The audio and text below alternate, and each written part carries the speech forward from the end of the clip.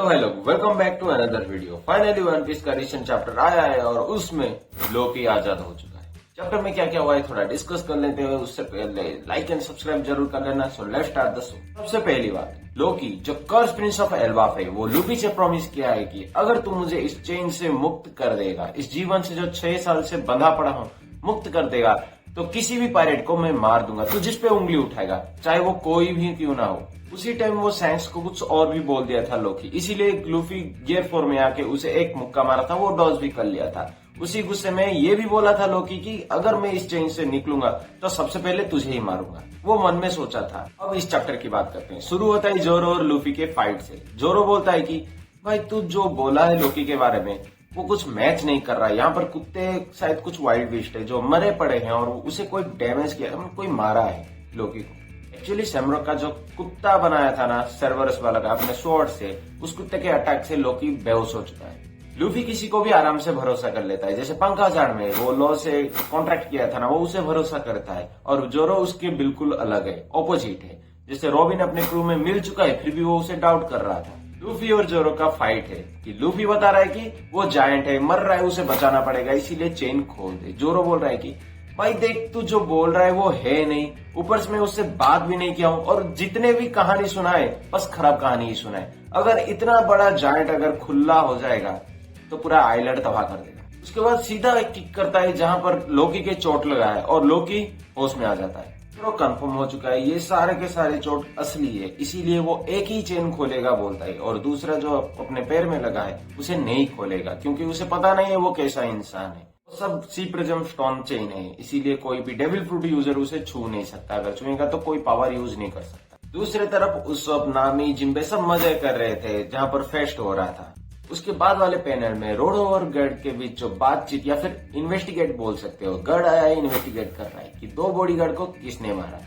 Actually वो पहरा दे रहा है, जो अंडरवर्ल्ड जाने का रास्ता है ना वहां पर रोडो पहरा दे रहा है। उसके पूछने से कुछ भी नहीं बताता है। अगर रोडो बता दिया तो ये भी पता चल जाएगा कि लूफी और जोरो अंदर गए हैं लोकी को बचाने के लिए, और ये काम करता है तो एल्बाफ का दुश्मन बन जाता है और उसे किक आउट कर दिया जाएगा। साथ ही साथ सबसे पहली बात तो यहाँ पर क्यों आया है, रोडो हमेशा चाहता था कि लोकी आजाद हो जाए और एल्बाफ छोड़ के चला जाए, क्योंकि वो रहेगा तो परेशान रहेगा, उसे गाइड करना पड़ेगा, कोई आ रहा है उसे बचाना या नहीं हमेशा नजर रखना पड़ेगा। तो एल्बाफ के लिए कभी ना कभी खतरा बन सकता है।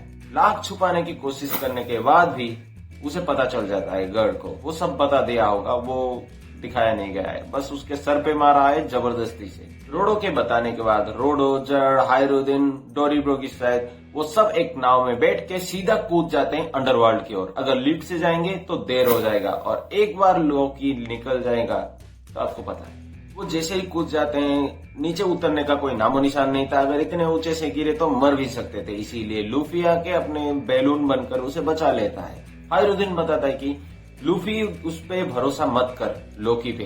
तेरे जिंदगी में जितने भी गद्दार देखा था उस सबसे बड़ा गद्दार लोकी है। वो जितने के साथ दोस्ती बनाता है सबसे पहले उन्हें ही मारता है। हम उसे बचपन से देखते आए हैं, इसीलिए उसे बचाना मत।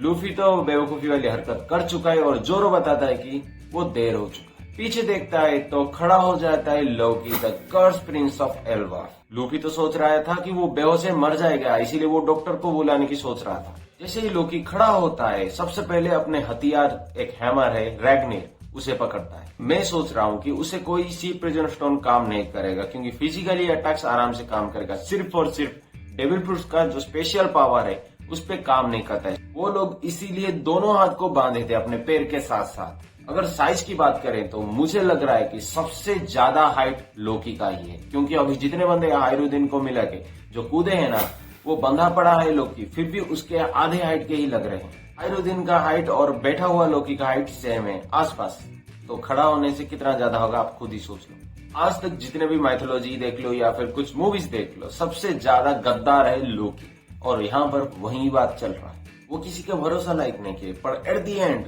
वो भरोसा लायक बन जाता है, वो लॉयल हो जाता है। यहाँ पर भी वैसा ही कुछ लग रहा है, क्योंकि उसके हाथ में जो रैग्निर है वो एग्जैक्ट कॉपी ऑफ म्योनिर। म्योनिर थॉर का हैमर है और वन पीस में वो लोकी के हाथ में है, तो समझ लो उसके पास कैसा पावर होगा। म्योनिर की तरह भी लोकी अपने हथौड़े से लाइटनिंग इस्तेमाल कर सकता है, जैसे कि हमारे इस चैप्टर में ही पता चला कि जो एडम ट्री है वो लाइटनिंग की वजह से एक बड़ा सा ब्रांच जल गया था, इसीलिए उसे काटना पड़ा।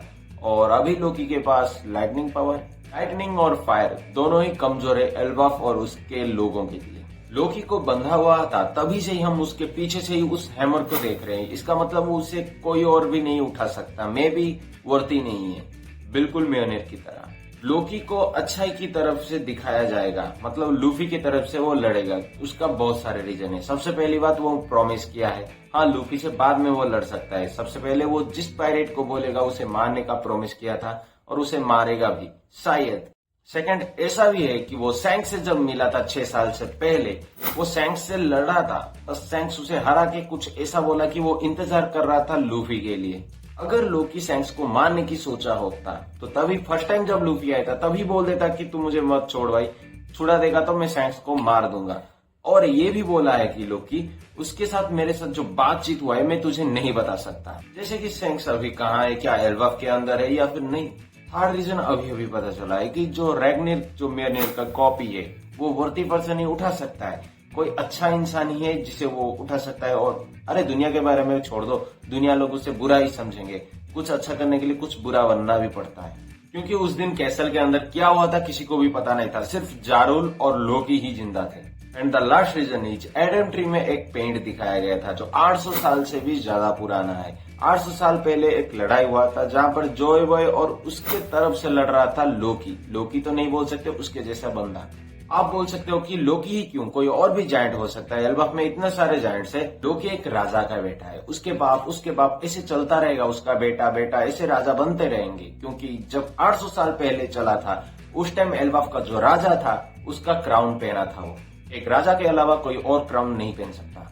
अभी के लिए लोकी प्रिंस ऑफ एल्बाफ है, इसीलिए वही बनेगा आगे का राजा। चैप्टर यही खत्म होता है और मेरा थ्योरी भी आपको पता चल चुका है। आपको क्या लगा कमेंट में बताना, और मेरा वीडियो भी कैसा था वो भी बता देना। और कुछ चाहिए तो उस पर वीडियो जरूर आएगा, तो उससे पहले लाइक एंड सब्सक्राइब जरूर कर लेना। तब तक के लिए